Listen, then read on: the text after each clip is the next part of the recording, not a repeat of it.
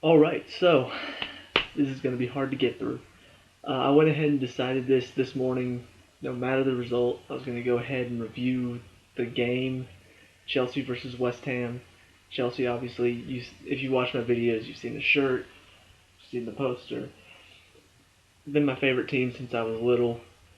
So since I've been reviewing TV shows, I thought, hey, I'll review their games, their performances, see how they do. And I don't know. I just thought, why not? I haven't ever seen people really do this that much, except on maybe the fan websites or something. So yeah, Chelsea versus West Ham. Result 2-1 to West Ham, and I'm gonna go ahead and just get it out of the way because I know it doesn't matter what I say because I'm a Chelsea fan. So of course I'm gonna say the red card wasn't deserved, but come on, that's a weak second yellow. Uh, if you're a West Ham fan, obviously you're like, oh, that's an obvious red. What are you talking?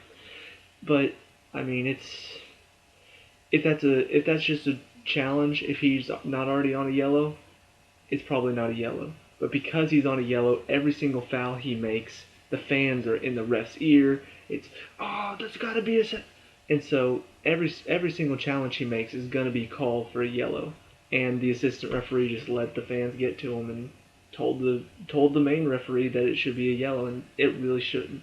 It was a weak call, a poor decision in my opinion. And Jonathan Moss was making several bad decisions already. Just challenge from West Ham, no foul. Same challenge from Chelsea, that's a foul.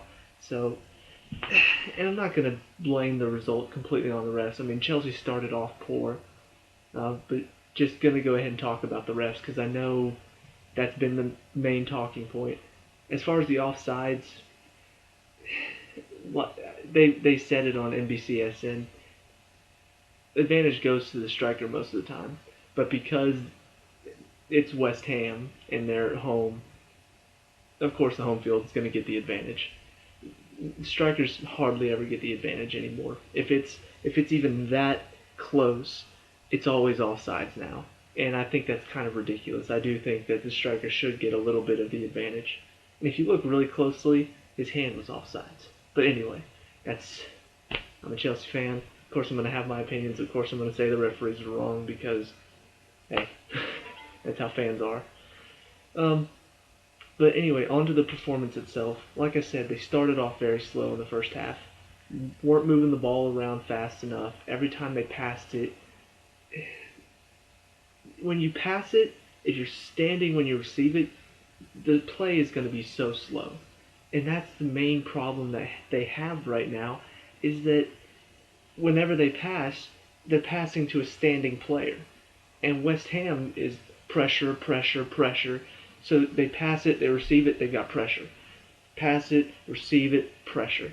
And in the second half, when they finally started moving, that's when they started creating chances because they're receiving the ball running, so they're already on the move. That's where Hazard flourishes because he's so quick. He's got the ball, touch, he's past the defender. But this season especially, he's just been so much standing around. But anyway, I'll get to the second half in a second. As far as the decisions for people who, the decisions from Mourinho, who starts, not a terrible lineup. I do like having Zuma over Baba just because Baba's still not there yet. When he played last week against Aston Villa, he got outmuscled a lot. He was very quick though, and so his speed helped him a little bit, but just not he's not there yet. He's still young, so he has time to grow, so that's good. But for right now, I'd rather have Zuma and Aspilicueta out wide.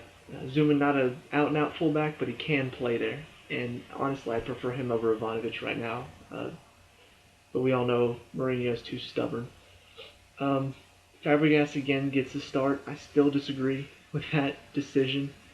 I Fabregas had a great start last season, but he just after the injury, after I think he got suspended for a couple matches, he never came back the same. And I think part of that is teams picked up on the fact that he was getting so much time in the midfield. He plays these perfect long balls if he has time, but if you rush him, if you put a lot of pressure on him, he can't do it quickly. He's not fast enough. He takes several touches, loses the ball. If he tries to play short, it's not good enough. It's not fast enough. So I think teams kind of picked up on that, and that's why he's not the same as he was at the beginning of last season. He did have one good ball to Costa that Costa just kicked over the goal, but doing one of those balls every game is not enough. Last season he was sending those through balls 4 or 5 times a game, and I mean it was working. Costa was there. Costa was on form. And speaking of Costa, he's not doing it right now. He did say something about how he came back and he wasn't fit. He was out of shape. He didn't get back into the shape that he was last season. And midweek he looked good off the ball, but with the ball, the first goal, completely mishit it, flashes across to Zarate. Several chances. The one that I just talked about, Fabregas sends him through ball, perfect chance. Just get it on target. Keeper maybe deflects it wide or deflects into the path of another player, but he just boots it over the goal. Second half, when they finally start stepping it up, he really wasn't involved in any of that. So and the problem is that Falcao has not been given enough of a chance. I think last year at Man U, Van Gaal didn't play him at all, and so that top level quality striker that he was kind of dropped away because he was hardly ever playing. And so now, once again, he's hardly ever getting starts, he's hardly ever getting chances. How can you improve if you're never playing? And especially in the Premier League, you have to play to improve, because the strength of the game, the physical nature of the Premier League is nothing like these other leagues that these players are coming from. And that's a big problem if they're not playing, because you can't not play in the Premier League and then step in one game and expect to be able to do it. You can't. And I don't know, it frustrates me because Costa's not getting it done. But if you throw Falcao in there, he's not going to get it done either. But if you never throw Falcao in, well, he's never going to get better. So it's two-way street, and pros and cons. In 1 second, I need to... Okay, want to make sure nobody's texting me. Important. So anyway, that's Costa. Rest of it is fine. Matic, Ramirez, that's a good, solid defensive midfield. You got Hazard and Willian still in. It's good. Hazard played well midweek. Willian played fairly well midweek. So good to see them kind of get back into form a bit. That's okay. I'll get into Mourinho a bit more in a second. So I'll go into the play of the first half. Like I said, very slow. The goal that West Ham got, it was off a corner. I was watching the NBCSN people talk about the corner and pointing out Hazard. He sees him, but he doesn't step to it. It really doesn't matter because the ball shouldn't get there. You can say, well, Hazard should be there, but Ramirez and Costa are right there, and Costa lazily slings a leg at it. Ramirez kind of goes for it but doesn't hit it, and it just deflects all the way through to the other side. He deflects it past all the defenders. He deflects it past everybody to Zarate on the back post. So the fact that Costa didn't get it out, big mistake number one. Big mistake number two was Terry not stepping to it. One of the biggest things that people were shocked by was West Ham versus Arsenal in the first game of the season. I can't remember who it was that took the shot, but he had a shot from outside the box, and Koscielny, instead of stepping to, just stood there like this.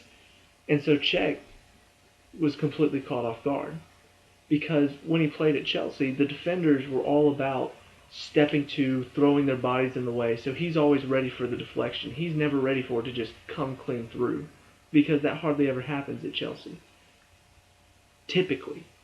But Terry today, for some reason, did the exact same thing that Koscielny did in that game. Instead of stepping to, instead of throwing his body down in front of the ball, steps up like this, and he's got a free shot, a free volley. Um, Cahill, you can say, should have slid in. Begovic, you can say, should have been ready for it. But it all starts with Terry not stepping to it. And before that, it starts with Costa not clearing it out when he should have. So, once again, just dumb mistakes that really, really changed the game. And from players that shouldn't be making those mistakes. But besides that little blip, Terry had a very, very good game, and so did Cahill. Costa, not a good game. After that, it was back and forth. Chelsea had a few chances going forward, but they weren't looking that good. West Ham obviously coming forward looked dangerous. They had a great season to start off, uh, so I don't blame them for going gung ho and trying to win the game because they felt like they could do it. And then of course the red card at the end of the half really changed the outcome of the game. And this is where going into halftime, you know, Matic has been sent off for really, I mean, obviously Chelsea and Chelsea fans very unhappy about it. Weak yellow card for the second one. Um, so a couple of Chelsea players yelling at the referees. Dumb, yes, but you can understand why they're upset. They get, I think it was Fabregas and Costa get yellow carded for it. And then right after that, um, there was a foul on somebody. I think it was Lanzini, and he kicks the ball away, and there's no card. There's nothing. He just kicks it away from everybody, kicks it past his defenders, and there's nothing. And then one of the Chelsea staff is off the line yelling about it, and he gets sent to the stands. And then find out after halftime, Mourinho is now in the stands too. Learned after the game that apparently he tried to get into the refs like dressing room to talk to them. And you can say whatever you want about Mourinho. You can say that he needs to be gone because of poor results. You can say that he should stay because he's the one that can turn it around. He's a good coach. Whatever you want to say. That right there is why he needs to be gone, because this whole season it's not been about the results. It's not been about how the players are playing. It's about how he's reacting. He's saying stupid stuff in the press. He's doing stupid stuff in the press. The whole thing with the medical staff at the beginning, it's all been about his stupid antics. And I could, if this is how they started the season and he wasn't doing all this stuff, if nothing happened with the medical staff, if he hadn't been saying all this stupid stuff in the press, if he hadn't been fined for his stupid comments, if he hadn't just been sent to the stands for doing something stupid at halftime, I wouldn't have that much of a problem with him. I'd say, okay, we didn't do much in the summer transfer window. Give him till January. He'll go get some more players. We can step it up. Come back next year, stronger, ready to go at the title again. But no, he's acting stupidly, and that's why he needs to be gone. And honestly, him being sent to the stands, in my opinion, should be the last straw. It shouldn't be the result. They played well. They really did. I'll get to the second half in a second. But because he got sent to the stands for doing something stupid again, he needs to be gone. Because enough is enough. You've made excuses. You've done stupid things. You've blamed people. You've blamed players. It's him. It really is. His antics, his decisions, constantly putting out Fabregas and Ivanovic, even though they're doing nothing to help the team, only hurting the team. It needs to stop. And I really hope this is the last straw. Either he's done with his stupid antics or he's done at the club. Because as a Chelsea fan, I expect more from our manager. And as much as I love Jose Mourinho and what he's done in the past, this isn't the past anymore. This is the present. We are in 15th place, and you just keep complaining and whining and acting like a little baby instead of, hey, let's do something about this. Let's change something. Let's stop acting dumb. Let's just go and get the results we need. So, but anyway, that's my Mourinho rant. I'm sure people are calling for his head after losing to West Ham, but in my opinion, it's not about the result. Because, and now we'll talk about the second half, they started very well. Hazard and Willian absolutely dominated most of this second half. And I really, really, really hope that maybe this was the fire they needed to just get going because, man, they were flying. Willian was taking on everybody. He looked at pace. He was taking on defenders. He left Jenkinson on his butt like 3 or 4 times, which is awesome because Carl Jenkinson, Arsenal, West Ham, other 2 London clubs. But as far as defense goes, Azpilicueta, he did well for most of the game. I was really surprised to, once again, another strange decision. Baba Rahman came on for Azpilicueta at the end. I'm like, wait, what? Oh, Mikel came on at halftime. And just for future reference, I'm not a Mikel fan. Okay, the way that Chelsea plays in the Premier League, they don't sit back. As much as people like to say they park the bus, they really don't. The only time they really sit back is near the end of the game. If they've got a 1 or 2 nothing lead and they need the win, they'll sit back and defend to keep them from, keep the other team from getting the goal. But they always play attacking in the Premier League. And it all started a couple of years ago, 3 years ago now, when they won the Champions League. They parked the bus against Barcelona twice. They parked the bus against Bayern Munich to win the game. But how else are you going to beat Bayern and Barcelona? Especially the year they were having, they were not that good of a team. They had to park the bus. And Mikel featured in all of those games because when they park the bus, he does fine. Because he's not getting forward, which means he can sit back the whole time. And that's the only time he's ever any use. Whenever they're trying to attack and then get back, offensively, he slows down the play so much. He takes 3 or 4 touches. He tries to do a little move, sometimes loses the ball. But his touches are so slow. His passes are slow. It slows down the speed of the play, which they need, which I've mentioned before. They need to move the ball faster. They need to get it on the move. They need to pass faster.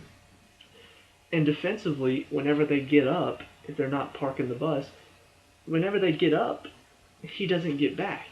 I've seen so many games, especially when he starts, where the other team is crossing the ball to the top of the box. There goes Mikel, just jogging at the top of the box, and he's not even there. And he's often the problem player whenever they're losing a game. But I will say, for this game, he played fairly well. He moved the ball well. He defended okay. He still dove in too much, which, he wasn't the only one diving in, so I can't really call him out on that. But he did fairly well. I even went on Twitter whenever they subbed him in and went on Chelsea. I was like, oh, so now we're giving up the game? So that change was kind of, when it happened, I was like, seriously? Even though Fabregas did come off, I was happy about that. Not happy to see Mikel come in. But he did fairly well. They came out fast, and, just really took it to him. And, of course, Cahill got the equalizer. Just what we saw a lot of last season, where it's off a set piece, defenders up there, and the defenders are getting the goals because they have a good striking instinct, which is, I wish they had that good of a defensive instinct this season. Let's see what happened after that. Basically, it was a lot of West Ham would get forward, Chelsea hit them on the counter, and then West Ham would be struggling to get back. And West Ham would get forward, hit them on the counter again. So I liked where it was going at first. But in 10 minutes before the goal, I was thinking, we can go on to win this. But as the 10 minutes that led into the goal, first of all, it was mainly West Ham. Chelsea got one counterattack, I think, at that point. And it wasn't much of anything. But West Ham was just taking it to him, starting to see a bit more of, and this is another reason why I don't normally like Mikel in. For some reason, whenever he's in, the rest of the Chelsea team kind of just, it's like he's a virus. and he starts spreading to the other team because nobody steps. And so West Ham's playing at the top of the box, playing it around, playing around. Step to the ball, put pressure on it, but they just receive it, look up, have time, maybe a shot, now I'll lay it off, and they never step to. The whole Chelsea team is just standing back, standing back, standing back, and that was the 10 minutes leading into the second goal to win the game for West Ham. Just a lot of standing off of it, not putting pressure fast enough, and I call it the Mikel syndrome because that's what he does a lot of the time. He's standing back. If they're all behind the ball, he's standing back, not wanting to step to, and if he does, it's always too late. He's always stepping late. They have a free shot, and that's pretty much what led to the goal. Ball goes out wide. Zuma's not ready to step, so he has a free cross in, and of course with Carroll in, especially against the Spilicueta, which why wasn't Terry on him or Cahill? Of course he's going to have a free header. Begovic doesn't move his feet. He just lunges for it, which pet peeve of mine with keepers. Move your feet. Don't just reach and try to jump. And that ended up being the second goal. And the really disappointing part about this is that the changes were made too late. They bring on Falcao for Ramirez Ramirez, he was doing fine, but he'd run himself ragged. He wasn't contributing much at this point. And I understand that. You put Falcao on, for one, and this is where I think a lot of people talk about how Torres was a flop. This is why he didn't fit in at Chelsea. Because Chelsea hardly ever have to play sit back and counter in the Premier League. If they do, it's always against the big name teams. And that's why Torres would mainly score against big name teams. Because they don't sit back that often. And when they do, they need somebody up top fast so they can just play it through. And that's why Torres flourished at Liverpool, because Liverpool would sit back, play it up to Torres. Torres would be gone. Falcao is that type of player. And so there's two ways to use him that Mourinho still has not figured out for some reason. You either put him up top with Costa, so you have the big striker, and then you have the quick striker, which is what Man City did their title-winning season. They had Dzeko, the tall, big striker, and then they had Sergio Aguero, who was the pacey striker. If you'll give me 1 second.